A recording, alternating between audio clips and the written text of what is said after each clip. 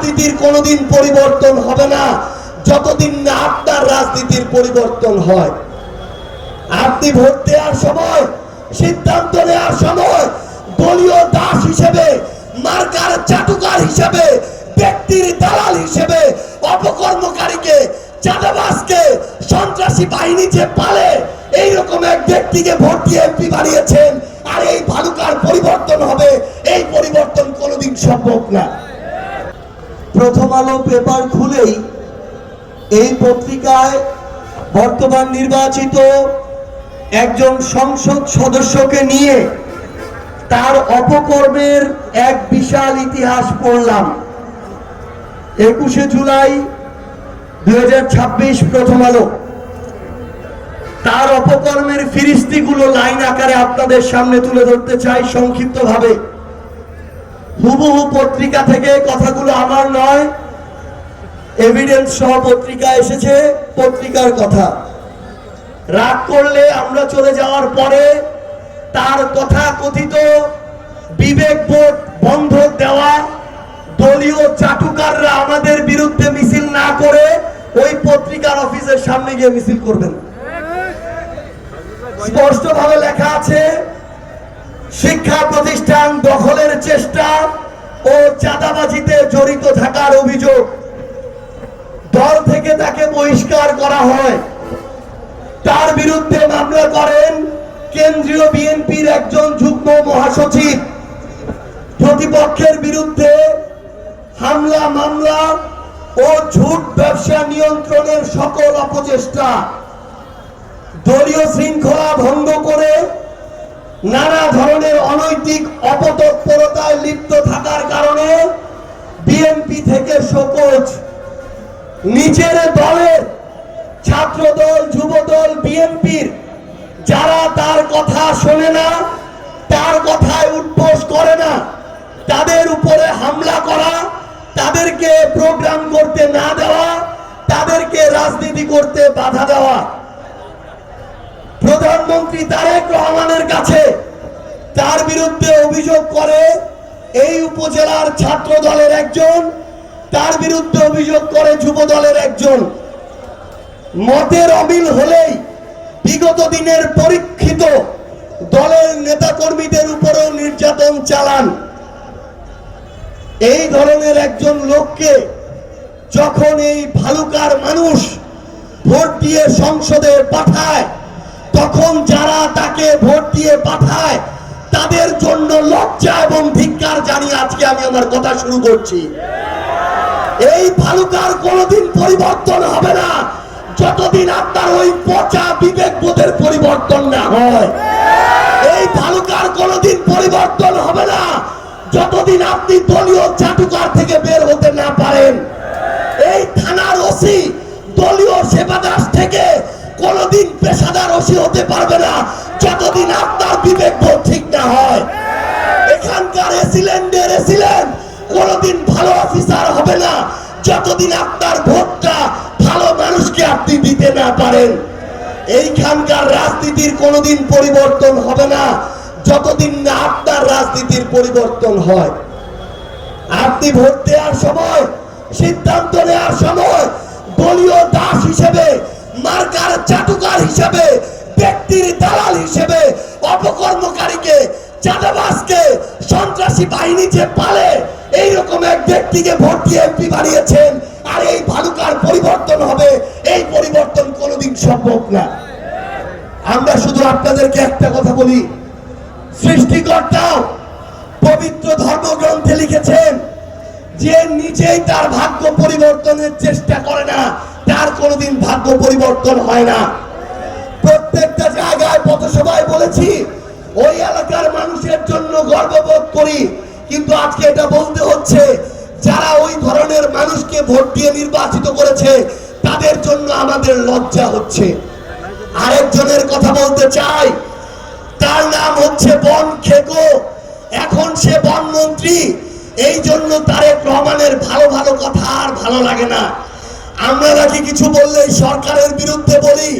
তারেক রহমানের অনেক এমপি মন্ত্রী, তাদের মাথা আর ঠিক থাকে না, তারা আমাদেরকে ত্যাগ করা শুরু করে, আমাদেরকে বিভিন্ন ভাবে হুমকি দেওয়া শুরু করে, আমাদের বিরুদ্ধে মিছিল শুরু হয়, আমাদেরকে নাকি জ্বালিয়ে পুড়িয়ে দিবে, আমাদেরকে অবাঞ্ছিত করে।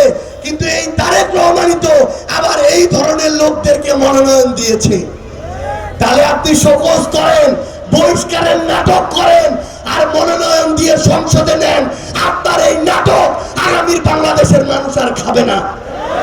তারেক রহমানকে বলতে চাই, এই ভালুকায় আমার শত শত একর জমি, যে জমি খেকো, বন খেকো গডফাদার আব্দুল আওয়াল মিন্টু খেয়ে ফেললো, তাকে আপনি বনমন্ত্রী বানিয়েছেন। তাহলে আমরা এটা মনে করতে চাই, আব্দুল আওয়াল মিন্টু একা খায় না, আব্দুল আওয়াল মিন্টু তারেক রহমানকে ভাগ দিয়ে তারপরে খায়।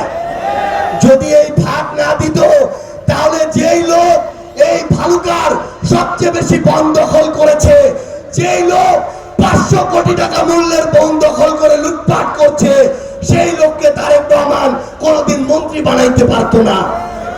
আপনাদেরকে ওই বিএনপির মিন্টুরা সহ যত বাচ্চু এই ধরনের যত লোক আছে, তাদের বিরুদ্ধে ঐক্যবদ্ধভাবে প্রতিরোধ করতে হবে। আমরা এটুকু ওইটুকু বুকে ওইটুকু মাথায় চিন্তার সাহস সবকিছু রেখেই চলি।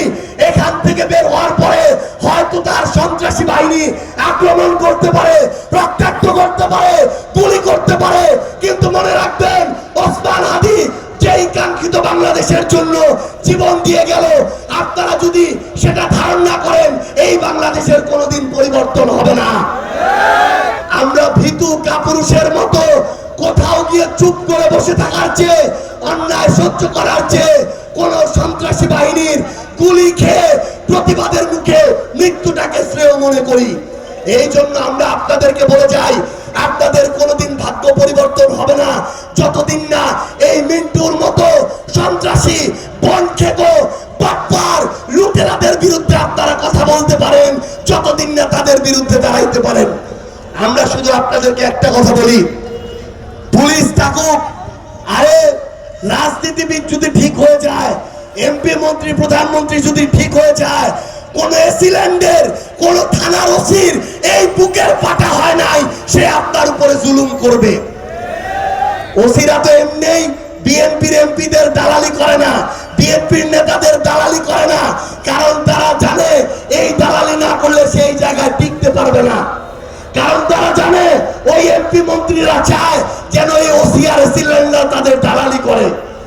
এই জন্য আপনাদেরকে একটা আহ্বান করব, কথা বলতে হবে। কথা যদি না বলেন, চুপ করে যদি থাকেন, এর চেয়েও বেশি অত্যাচার আপনাদের দিকে নেমে আসবে। সেদিন আপনারা যে ঘরে ঘুমান, একদিন দেখবেন ওই মিন্টু জমি দখল করতে করতে আপনার ঘর পর্যন্ত এসেছে, আপনার ঘরের ঘুমানোর জায়গাটাও আর ঠিক থাকবে না। এখানে আমাদের যারা পুলিশে আছেন, ওসি পদে থাকেন, এসপি পদে থাকেন, যারা প্রশাসন ক্যাডারে আছেন, এসিল্যান্ড থাকেন, ইউএনও থাকেন, মনে রাখবেন আপনাদের সিনিয়ররা যারা শেখ হাসিনার ভোট চুরি করেছিল, রাতের নির্বাচন করেছিল, ভেবেছিল একজন আইজিপি হবে, ডিআইজি হবে, সচিব হবে, একটাও কিন্তু এখন চাকরি নাই, একটাও কিন্তু দেশে নাই। ওসি সাহেব, এসিল্যান্ড সাহেব, মনে রাখবেন, যদি দলের দালালি করেন, ব্যক্তির চাটুকার হন, কোন একটা মার্কার তোষামত করা শুরু করেন, আগামীর বাংলাদেশে সমাজে মুখ দেখানো তো দূরের কথা, আপনার সন্তানরা আপনার পরিচয় লজ্জায় কোনোদিন দিবে না। এই জন্য আমরা আপনাদেরকে আহ্বান করি, পরিবর্তনটা শুরু করতে হবে অল্প মানুষ নিয়ে। জুলাই অভ্যুত্থানে যেদিন প্রথম দাঁড়িয়েছিলাম, 10 থেকে 12 জন মানুষ ছিলাম, 1 জুলাই 400-500 মানুষ ছিলাম, 5 আগস্টে কোটি মানুষ রাজপথে নেমে এসেছে। মনে রাখবেন, আপনি বিএনপি করেন কোনো সমস্যা নাই, জামাত করেন, এনসিপি করেন, সমস্যা নাই, কিন্তু যদি জুলুম শুরু হয়, অন্যায় শুরু হয়, স্বৈরাচার শুরু হয়, শিক্ষা প্রতিষ্ঠান ধ্বংস হয়, সরকারি অফিস ধ্বংস হয়, হাসপাতাল ধ্বংস হয়, বিএনপির নেতাকর্মীরাও কিন্তু বাঁচতে পারবেন না। এই যে লুটপাট হয়, সর্বোচ্চ বিএনপির 50-100টা লোক সুবিধাভোগী, কিন্তু আরো লক্ষ লক্ষ বিএনপির লোক আছে যারা এই লুটপাটের সাথে জড়িত না। কিন্তু যদি শিক্ষা প্রতিষ্ঠানটা ধ্বংস হয়ে যায়, তাহলে বিএনপির ভাইয়ের যে সন্তানটা ওই শিক্ষা প্রতিষ্ঠানে পড়ে তার ভবিষ্যৎ ক্ষতিগ্রস্ত হবে কি হবে না?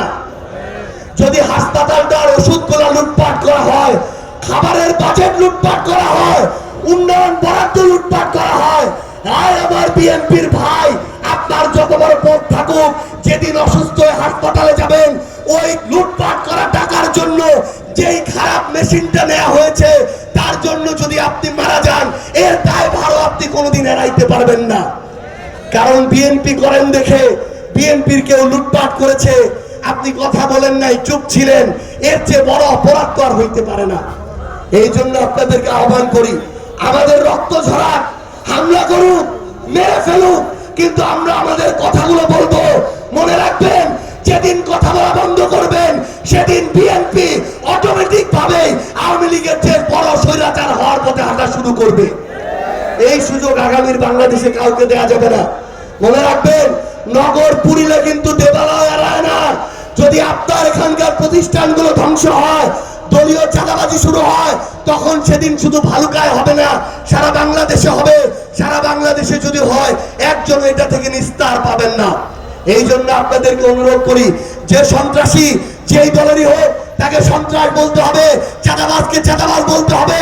এখানে আমার শতাধিক বিভিন্ন ব্যবসায়ী প্রতিষ্ঠান আছে, ঝুট দখলকে কেন্দ্র করে, চাঁদাবাজিকে কেন্দ্র করে আমার ব্যবসায়ী ভাইরা ঠিক মতো ব্যবসা করতে পারে না। আমি আপনাদেরকে আহ্বান করব, এগুলোর বিরুদ্ধে যদি না দাঁড়াইতে পারেন, দেশের অর্থনীতি যদি খারাপ হয়, আপনার ঘরের যে তেল, যে খাবার, যে লবণ, প্রত্যেকটা জিনিসের দাম বাড়বে, একটা থেকে নিজেকে বাঁচাইতে পারবেন না। অক্টেনের দাম ছিল 120-25 টাকা, 145-50 হয়েছে। বিএনপির ভাইরা কি এটা থেকে মাপ পাইছেন নাকি? বিএনপির জন্য এটা মাপ হয়েছে? হয় নাই। যেদিন বাড়বে কাউকে ছাড়বে না। ওই লুটপাট সন্ত্রাসীরা যেদিন আমার বাতাসকে দূষিত করবে, প্রত্যেকে এই দূষিত বাতাস নিঃশ্বাসের সাথে গ্রহণ করবেন। যেদিন পানিকে ধ্বংস করবে, প্রত্যেকে এই খারাপ পানি পান করবেন, একজনও কিন্তু বাঁচতে পারবেন না। এই জন্য মনে রাখবেন, অন্যায়ের বিরুদ্ধে দাঁড়াইতে হবে। আমাদের এই লড়াইটা বিএনপির বিরুদ্ধে না, এই লড়াইটা চাঁদাবাজি, সন্ত্রাসী, দুর্নীতির বিরুদ্ধে, এই লড়াইটা ওই অপকর্মের বিরুদ্ধে, খারাপের বিরুদ্ধে। এই লড়াই যদি আপনারা ভালোর পক্ষে না থাকেন, আগামীর বাংলাদেশে আমাদের পরিণতির জন্য আমরাই সবচেয়ে দায়ী থাকবো। কিন্তু আমি প্রত্যাশা করি আমার এই ভালুকাবাসী, ঐতিহ্যবাহী ভালুকাবাসী, তাদের বিবেকবোধের জায়গা থেকে আগামীর বাংলাদেশে ভালো, ন্যায়, ইনসাফ, আমাদের যে সমাজ রাষ্ট্র, সেটার পক্ষে, ভালো মানুষের পক্ষে থাকবেন। তাহলে বাংলাদেশের পরিবর্তন সম্ভব। সবাই আমাদের জন্য দোয়া করবেন, যেন মৃত্যুর আগে পর্যন্ত আপনাদের আমানতের, আস্থার রক্ষাকারী হয়ে থাকতে পারি এবং কোনোদিন খেয়ানত না করি, সেই দোয়া করবেন। সবাই ভালো থাকবেন। ইনকিলাব জিন্দাবাদ, জাতীয় নাগরিক পার্টি এনসিপি জিন্দাবাদ।